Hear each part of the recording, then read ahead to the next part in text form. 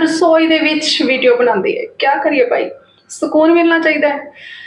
ਕਹਿੰਦੇ ਨਾ ਪ੍ਰਮਾਤਮਾ ਹਰੇਕ ਜਗ੍ਹਾ ਹੈ ਤੇ ਉਹਨੂੰ ਪਾਉਣ ਲਈ ਆਪਾਂ ਅਲੱਗ-ਅਲੱਗ ਜਗ੍ਹਾ ਤੇ ਜਾਂਦੇ ਹਾਂ, ਹਨਾ। ਤੇ ਪ੍ਰਮਾਤਮਾ ਹਰੇਕ ਜਗ੍ਹਾ ਹੈ। ਸੋ ਕਹਿੰਦੇ ਨੇ ਇੱਕ ਸ਼ਰਧਾ ਸੱਚੀ ਹੋਣੀ ਚਾਹੀਦੀ ਸਾਡੀ, ਬਾਕੀ ਸਾਰੇ ਵਹਿਮ ਭਰਮ ਹੈ। ਰਸੋਈ ਦੇ ਵਿੱਚ ਵੀਡੀਓ ਬਣਾਉਂਦੀ ਹਾਂ, ਸ਼ਰਧਾ ਨਾਲ ਰੋਟੀ ਬਣਾਉਂਦੀ ਹਾਂ, ਸਕੂਨ ਨਾਲ ਰੋਟੀ ਬਣਾਉਂਦੀ ਹਾਂ, ਠੀਕ ਹੈ। ਸੋ ਵਹਿਮਾਂ ਭਰਮਾਂ ਦੇ ਵਿੱਚ ਨਾ ਪਾਓ, ਸਭ ਤੋਂ ਜ਼ਿਆਦਾ ਵਧੀਆ, ਠੀਕ ਹੈ। ਜਿੰਨੇ ਵਹਿਮਾਂ ਭਰਮਾਂ ਦੇ ਵਿੱਚ ਪਾਓਗੇ ਤੇ ਬਸ ਓਨੇ ਹੀ ਡੁੱਬਦੇ ਜਾਓਗੇ ਤੇ ਓਨਾ ਹੀ परमात्मा ਤੋਂ ਤੁਸੀਂ ਦੂਰ ਹੁੰਦੇ ਜਾਓਗੇ, ਠੀਕ ਹੈ।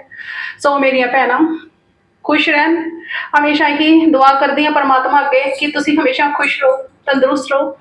और एक वीडियो पाने दे नाल तुसी अच्छे मैसेज करोगे तो एक साडे अंदर एनर्जी लैवल बहुत ज़्यादा बढ़ जाता है। सानू पता ही नहीं चलता दोस्तों कि असीं क्या कर रहे हैं, रोटी बना रहे हैं कि कर रहे हैं, सानू खुद नहीं पता चलता। मस्त इन्ना हो जाओ, लाइफ एक बार मिली है, मस्त इन्ना हो जाओ कि कहते ना मस्त मुल्ला बन जाओ, बस होर कुछ भी नहीं है।